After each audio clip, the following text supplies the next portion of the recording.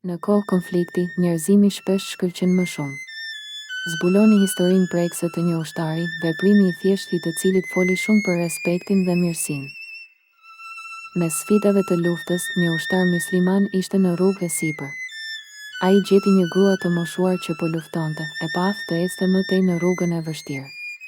Pa u menduar 2 herë, ai e ndihmoi me kujdes të ngjitej në shpinë.